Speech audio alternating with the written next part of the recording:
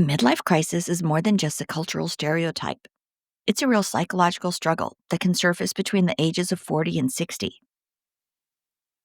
Often triggered by aging, loss, or unmet expectations, it can actually lead individuals to question their identity, make impulsive choices, or abruptly abandon long term commitments.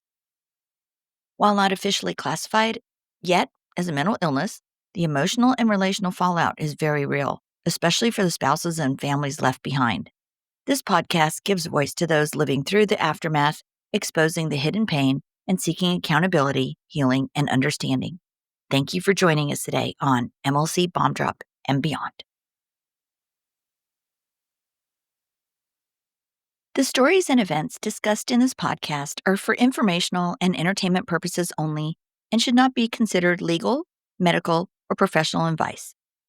Any names, locations, or identifying details have been changed to protect privacy.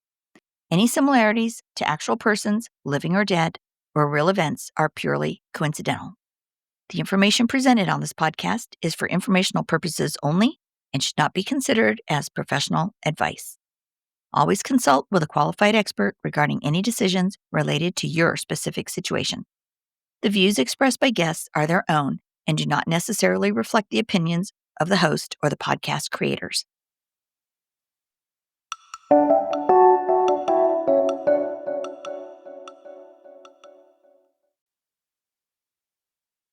Hey, thanks for joining us today. You are listening to Midlife Crisis, Bomb Drop, and Beyond. I am your host, Trina Laird, and today we are talking about something that stops even the most seasoned survivors in their tracks: the so-called wedding that follows the wreckage. When a long marriage ends in betrayal and then, unbelievably, the person in crisis walks into a courthouse and marries their affair partner. You know, uh, grab your popcorn, you guys, because when someone detonates a 20-plus year partnership and rushes to make the affair look legitimate, it isn't a celebration of love. It's an attempt to rewrite history. It's theater meant to disguise collapse as destiny. Man, I've seen how these stories unfold, the invitations that never go out because, no one wants to go. The quiet courthouse with the echo of guilt instead of music. The family members who stay home because attending would mean applauding the lie. And most people don't want to be hypocrites. Hello. Man, the truth is that these ceremonies are not about joining two lives. They are about burying a conscience. You can almost feel the tension in the air around them. The new spouse smiling way too wide, the one in crisis gripping their hand as if contact will hold the delusion together like crazy glue. Every vow is a line in their little cover story of, "It wasn't an affair, it was fate." But underneath it, you can hear the rattle of fear, the fear that if they stop performing, the whole illusion will shatter. When someone in midlife crisis chooses to marry their affair partner, it's rarely because they found peace. It's because they're still running. They're still running from accountability, from loneliness, from the mirror. They think a legal document will make the fantasy real, and they think by being married, it'll help them find everything that they've been missing and start to feel better. But it doesn't. It's going to get worse. This legal document that they're going to call a marriage, a mockery of marriage, actually, it just legalizes the chaos and creates far more problems for them than before. These marriages are built on adrenaline and denial. They come out of a fog of panic where the person believes that they have to erase their past to survive. The problem is you can't build a future on destruction. You can't find yourself while you're still holding from the wreckage you caused. And talk about erasing their past. Yeah, most of us have a situation where our spouse left didn't take a thing from the home. All their stuff is still around. They literally are trying to erase their past. So I have heard so many people say, "Man, how could they do that? How can they stand there and say their vows again?" Well, the answer is simple. They're not in touch with reality. The crisis distorts everything. It whispers, if you prove it was love, the shame goes away. So they chase validation like oxygen. They call it love because they can't call it what it really is. And what that is an addiction to escape. And there's a lot of addictions here, you guys. We've got the addictions to alcohol, drugs, um, the affairs, and it's all an escape. It's really so simple when you see it. So, anyway, real marriage, real partnership is not about escape. It's about endurance. It's forged in the boring, sacred moments when you show up for, what's hard in life. It's about growth and truth. The midlife crisis wedding is the opposite. It's avoidance dressed in white. You know, that's why the people who knew the couple best often feel sick watching it happen. They can sense that this isn't joy, it's justification. They know the difference between moving forward and trying to outrun your own shadow. And the emotional cost, it's enormous. For the one in crisis, the fog feels like safety until it lifts. But then the silence hits, the adrenaline fades. They start seeing the collateral damage. Families that's fractured, finances wrecked, respect gone, humiliation. But by the time they realize what they've done, the fantasy has already decayed into routine. And that's when the regret starts creeping in, when it becomes routine. Because the affair was the high, the marriage is the crash.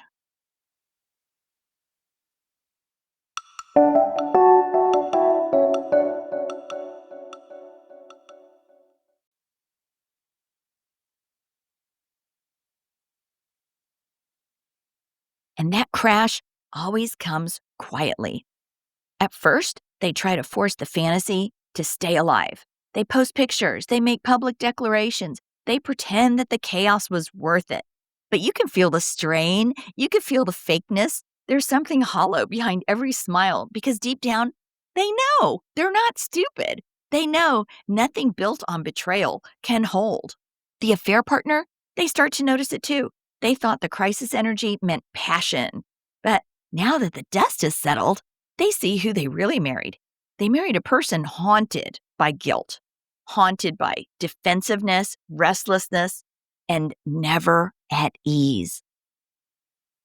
Still broken, still searching for joy, and still searching to fill that void in themselves. What once felt like a forbidden romance now feels like a job, keeping the illusion from collapsing. The emotional instability that once drew them together, that emotional instability now drives them apart. And meanwhile, the people they left behind, their children, their families, the spouse they discarded, those folks are still cleaning up the fallout. They're rebuilding homes, finances, and self respect from the ashes. And when you've lived through this kind of devastation, you start to see the courthouse wedding for what it really is, the closing scene of a tragedy, not the beginning of a love story. It's a desperate attempt to control the narrative. If I marry them, no one can say it was just an affair. But you know what? Newsflash, everyone knows. Everyone knows that that person was having an affair. They betrayed their family, abandoned their family, and are now just, doing whatever they can.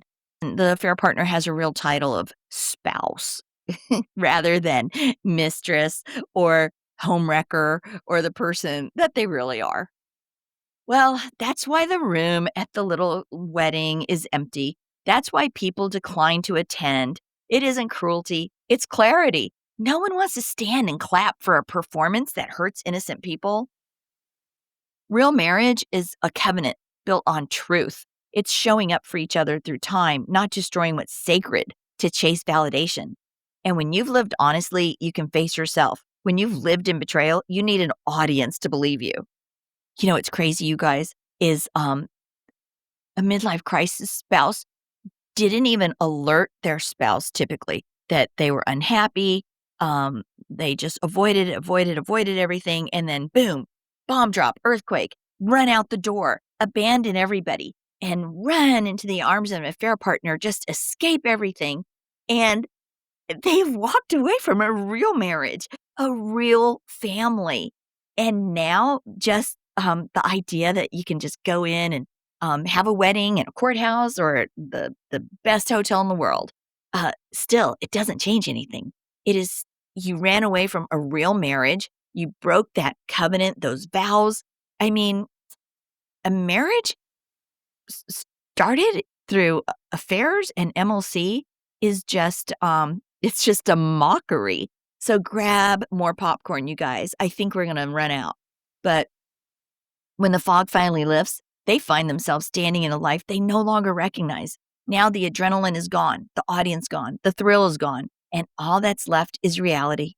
Bank accounts drained, relationships burned, health is suffering, and a gnawing sense of loss that no ceremony anywhere can cure. For the rest of us, for those who are left, we have to remember the truth. Their wedding is not our defeat. Their wedding is just the next act of their confusion.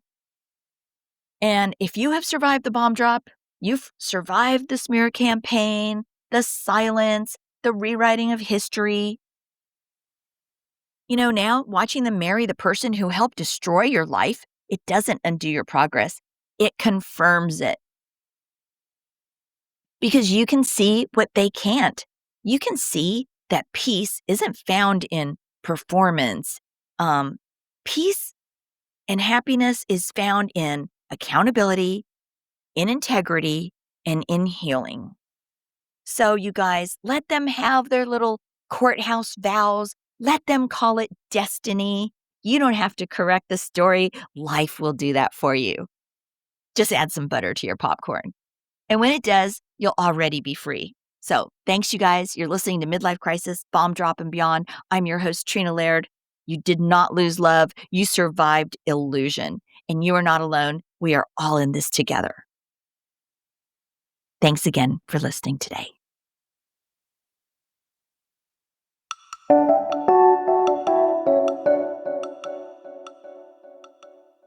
And you guys, forward moving spouses, you are not alone. Left behind spouses, you are not alone. Those in crisis, you are certainly not alone. This is just crazy how epidemic this has become. I have a waiting list now of people from around the world that I'm trying to get to. And if you've been through a midlife crisis or been impacted by someone else's and you want to share your story, I'd love to hear from you. Hang in there, you guys. I will get to all of you. Please reach out to me at mlcbombdrop@gmail.com and visit us on Facebook and Instagram, MLC Bombdrop. And just remember, your voice matters. Your story could be the one that helps someone else feel seen. It could help someone else feel heard. And it will help somebody else feel understood. You are not alone, no matter where you are in your journey. If the bomb was just dropped, the earthquake just happened, if you are 7 or 8 years in and you're coming out of starting to wake up and awaken to this, you are not alone. It's sad that this is epidemic, but we're here to provide support. So until next time, take care and live authentically each and every day. Thanks again, you guys.